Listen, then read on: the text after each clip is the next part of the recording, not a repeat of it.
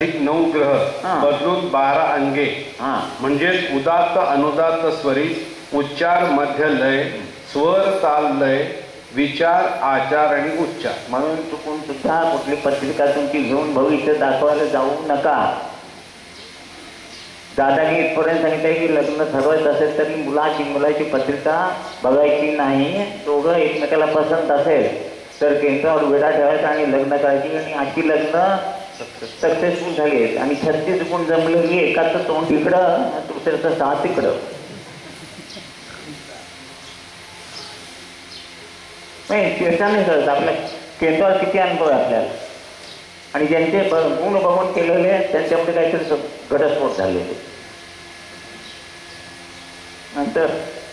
नंतर कुंडलीचे रूपांतर कुंडलिनी जागृतीमध्ये होते आणि गुणाचे स्थित्यंतर गुणधर्मामध्ये होते.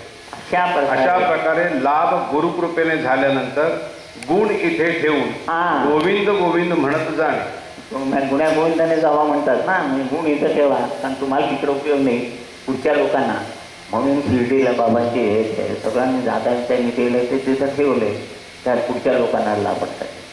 गुण इथं ठेवा आणि गोविंद गोविंद म्हणत जावा.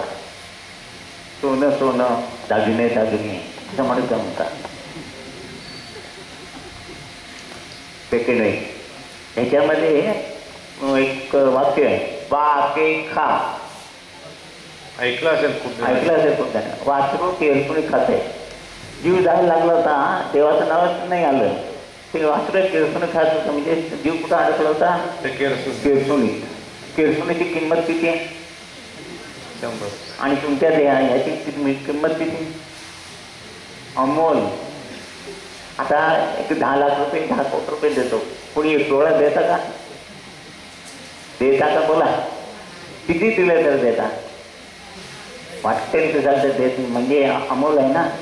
मग उभीच घेऊन पाठवलं का. ह्या संपत्तीचा अर्थ कळत नाही म्हणून आपत्ती आहे. म्हणून गुरुंच्याकडे गेल्यानंतर ही संपत्ती विकसित कशी करायची ह्याचा जेव्हा अर्थ कळेल तेव्हा आपत्ती आपोआप करायची. आता पुढे चालू करायचं ना कोणतं संपवायला पाहिजे. आता या सेमिनारमध्ये वंदनीय दादांचे कार्य म्हणजे काय याबद्दल आणि सद्य परिस्थितीत वंदनीय दादांना आपल्या सर्वांकडून काय अपेक्षित आहे याबद्दलची माहिती करून घेणार आहोत. कार्याचा पहिला उद्देश मानवी जीवन ईश्वरमय करणे.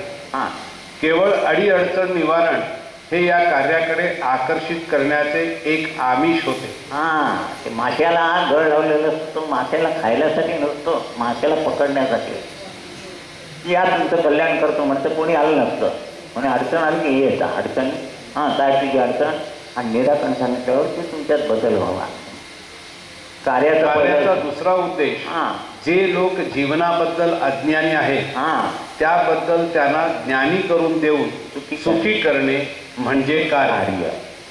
आणि तिसरा कार्याचा उद्देश विश्वशांती करणे. यासाठी ज्या ज्या व्यक्ती या कार्यामध्ये मार्गदर्शनार्थ आल्या त्यांना वाया न घालवता हळूहळू त्यांचे विमोचन करून आणि नंतर दीक्षा देऊन त्यांचे एक सुंदर सक्षम माध्यम घडविले. माध्यम कसलं देवाकडची कृपा धारण करायची आणि लोकांच्याकडे प्रवाहित करायची.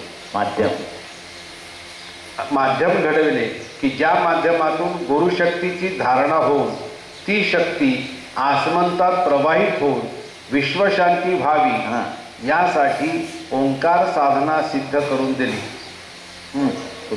आपण आज त्याप्रमाणे घडत असलेले पाहत आहोत व सर्वजण ओंकार साधना करीत आहोत.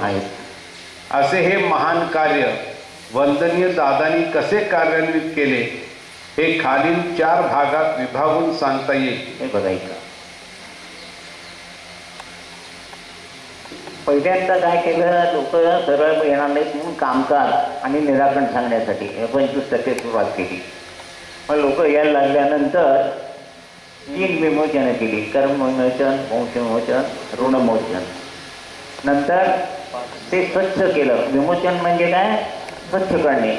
स्वच्छ करून झाल्यानंतर 5 दीक्षा दिल्या. तुम्हाला माहिती आहे, उपासना, नामस्मरण, अनुग्रह, गुरु दीक्षा, कारण दीक्षा, प्रार्थना आणि ओंकार साधना करायला सांगितली आणि संमेलनाद्वारे कार्याची ओळख करून दिली. आणि नंतर नारायणाष्टमी त्याबरोबर ते आता बघा, पूर्वी दादा करत होते, दादांच्या नंतर आम्ही कामकाज करावे, आता आमच्या पुढची करतात. म्हणजे कार्य पुढे जायला लागले. तसंच कोण आलेले मुलं त्यांच्याकडे कोण धंदा व्यवस्थित वाचू शकतो, कोण काय करू शकतो, हे ऑब्झर्व करून त्यांची त्यांना कामं द्यायची. हे केंद्र प्रमुखांचं काम आहे आणि म्हणजे कार्य आहे ते पुढे जाईल. असे हे महान कार्य वंदनी दादांनी कसे कार्यान्वित केले हे ह्या चार्टमधून समजेल. आणि त्याच्यातूनच जीव, जीवात्मा, आत्मा आणि परमात्मा या अवस्था प्रत्येक स्थित्यंतर करीत करीत जीवन ईश्वरमय केले की ती नारायण अवस्था म्हणजेच अति उच्च अवस्था होय. ती सर्वांना प्राप्त करून दिली आहे. म्हणून गुरूंच्याकडे नवीन लोक, जुने लोक असे असत नाही. म्हणजे डोक्यातनं काढा, तुम्ही 10 वर्ष आलायत आणि मी आज आलो आहे असं काही नसतं. गुरूंचं कार्य कसं असतं, वर्तुळासारखं. जो जिथे आला त्यात थांबवला. सरळ लाईन असेल तर इथं पहिला आला हे अंतर होईल, पण गोल असेल तर त्यांचे कार्य अखंड म्हणजे वर्तुळासारखे असते. म्हणून नवीन जुने असा फरक न करता ती सिद्धता म्हणजे प्रार्थना व ओंकार साधना यामध्ये अंतर्भूत आहे. तेव्हा नवीन लोकांनी प्रार्थना व ओंकार साधना करायला लागल्यावर ती उच्च अवस्था त्यांनाही गुरुकृपेने प्राप्त होते. आता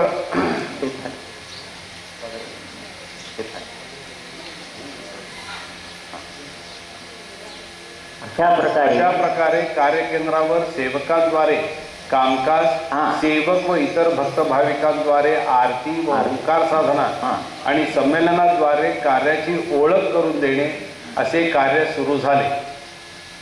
याशिवाय आणि पुढचे कार्य म्हणजे आपण सर्व भक्त भाविक इतरत्र हिंडत फिरत असताना, हे ऐका महत्वाचं आहे बघा, इकडे बघा, अशा प्रकारे आपण सर्व भक्त भाविक इतरत्र हिंडत फिरत असताना आपल्या डोळ्यातून स्पर्शातून शब्दातून म्हणजे ज्यांच्याशी आपण संवाद साधू तेव्हा गुरुशक्ती ही सहजपणे इतरांकडे प्रवाहित होते आणि त्यांचाही विकास होऊ लागतो. तुम्हाला कुणालाही कमी लेखलं नाही आणि हे होतं म्हणजे होतं म्हणून मुद्दाम कुणाला स्पर्श करायला जायचं नाही. जाता जाता स्पर्श झाला ठीक आहे, अहो तुम्हाला स्पर्श केला तुमचं कल्याण होतं. काय माहिती अर्थाचा आनंद त्याच्यात मग बायकांना प्रस्त करतात. त्याशिवाय आपण इतरत्र चालत फिरत असताना आपल्या पायातून पावलागणी ती गुरुशक्ती पृथ्वीच्या पोटात सामावत जाते, ज्यामुळे पृथ्वीच्या पोटातील अशुद्धता जी आहे ती निवारण होते. इतके हे कार्य वंदनीय दादांनी व्यापक आणि सोपे केले आहे. आज फ्लावर एवढा मोठा येतो, चव आहे का त्याला, भाज्या येतात, सगळं काय खत घालून घाण करून टाकलं. पूर्वी ते नुसतं वास, पूर्वी बाजरीची भाकरी आज तर सोप्यात वास येतात, आता ते भाकरी करतात त्याचं नाक घातलं ते वास येतं. ठीक आहे, सगळं काय झालंय पृथ्वीवर ते सगळं हायब्रिडेशन झाले ना, ते सगळं निवारण व्हावं म्हणून हे आलेल्या कुणालाही अर्थ न घालता त्याचा सदुपयोग करून घेतला आहे. म्हणून तुम्ही चालत असताना सारखं डोक्यात हे चांगले विचार ठेवा. मी कोणाशी बोललं त्याचं कल्याण होतंय, मी कोणाला स्पर्श केलं तर त्याचं कल्याण होतं. बोलणं, चालणं, बघणं. याचे अजून स्पष्टीकरण म्हणजे अशी ती उच्च अवस्था हे नीट ऐका, आपल्या सर्वांना प्राप्त होण्यासाठी वंदनीय दादांनी सर्वांचे काया वाचा मन याचे एकरूपत्व करून प्रत्येकाची एक प्रतिमाच तयार केली. प्रत्येकाची एक प्रतिमा तयार केली. वंदनीय दादा पुढे म्हणतात की आता तुमची प्रतिमा जी केली म्हणजे तुम्ही जे आई उदरातून आलेले होतात किंवा एखाद्या घराण्यात किंवा एका जातीत जन्माला आलेले होतात ती जी तुमची सगळी शेपट होती ती सगळी कापून हा. एक गुरुभक्त हा. म्हणून तुम्हा सर्वांना नामाभिमान प्राप्त झाले. एका लेवलला आणले सर्वांना. तेव्हा ही तुमची आता प्रतिमा गुरुभक्त म्हणून आहे, ती म्हणजे तुम्ही ईश्वरी कार्यार्थ 100% माध्यम तयार झाला. तेव्हा तुम्ही आता कामकाजाला वेढा लावायचा नाही. तुम्ही ईश्वरी माध्यम कार्यार्थ झालात. म्हणजे तुम्ही प्रार्थना केली की काय होतंय, कुठं कोणाचं कल्याण होतं ते कळत नाही तेच बरं आहे. कळलं की लगेच म्हणा माझ्यामुळे तू झालं आमचं बरं. पण हे दादाने सांगितलं म्हणजे त्याच्यावर तुम्ही विश्वास ठेवा आणि तसं करा. तेव्हा म्हणजे ही गुरुभक्त म्हणून प्रतिमा तुमची झाली म्हणजे तुम्ही 100% माध्यम झाला. हा, मीडियम झाला. याचा अर्थ तुम्ही जे दानव होता ते देव झाला. हा, आता म्हणजे आता तुमच्या पूर्वीच्या पद्धतीप्रमाणे देवांचे टाक किंवा पंचधातूच्या मूर्ती ज्या होत्या माध्यम, त्या पूर्वीच्या काळच्या प्रतिमा म्हणजे ती माध्यमेच का नाही त्या शक्तीला आवाहन करायची. भटजीला बोलून तुम्ही ती टाक किंवा पंच अभिषेक करून त्याचा तीर्थ घेतात. म्हणजे ती जशी माध्यम होती तसं ती शक्ती प्रभावित करण्याचं तुम्हीच माध्यम झालं. म्हणून मला सांगितलं पुरोहित म्हणजे पूर्णतः हित करणारा, पण तो हित कधी करत नाही. त्याचं लक्ष नेहमी दक्षिणेकडे असतंय. आणि जेवायला काय केलं म्हणतात तर आताच्या वेळा आलं तर म्हणायचं मेलेल्यांचं सासरं त्यांना काय आवडत होतं गुलाबजाम. हा 100 गुलाबजाम खातो म्हणून ते सगळं बंद करायला सांगितलं. आता तुम्हाला देव केलं म्हटलं आता तुम्ही देव जर आता कामकाजाला विडा लावायला लागला म्हणजे समजतं ना मी काय म्हणतो ते. सकाळी कोणी विचारतो तर त्यांना सांगितलं विषय आहे त्याच्यात मी सांगितलं तुम्हाला. तेव्हा अडचण आली किंवा काही त्रास जर आला तर तो सहन करा. त्याच्यातून पुढे काहीतरी आपल्याला प्राप्त होणार असतं. देवांचे टाक किंवा पंचधातूच्या मूर्ती ज्या होत्या त्या पूर्वीच्या काळच्या प्रतिमा म्हणजे ती माध्यमेच का नाही त्या शक्तीला आवाहन करायची. आता त्या मूर्तीच्या ऐवजी तुम्हीच माध्यम झाला. म्हणजे दानव त्याचे आता देव झाला. तेव्हा वंदनीय दादांच्या 30व्या गुरुपौर्णिमेच्या निवेदनाप्रमाणे या पुढचे कार्य म्हणजे जे काय रांजले त्यासी म्हणे तो आपुले तोची साधू ओळखावा देव तेथेची जाणा. म्हणजे इतरांसाठी काहीतरी करणे.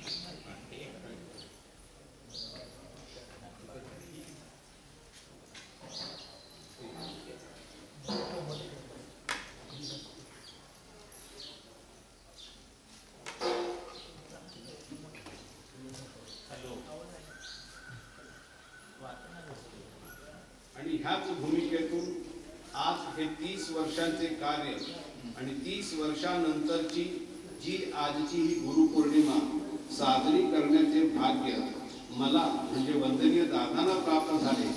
ह्याच्यामध्ये प्रत्येकाचा हेतू असा आहे की कार्यारंभी कार्यार्थ हा एकच जीव म्हणजे मी स्वतः हा एकच जीव कार्य करीत होता. कार्यारंभी दादा एकटेच कार्य करीत होते पण आता इतके सगळे लोक त्याच्यामध्ये सामावले. कार्यारंभी कार्यार्थ हा एकच जीव म्हणजे मी स्वतः हा एकच जीव कार्य करीत होता. आज तुम्हाला आपल्या जीवनामध्ये काय अवस्था प्राप्त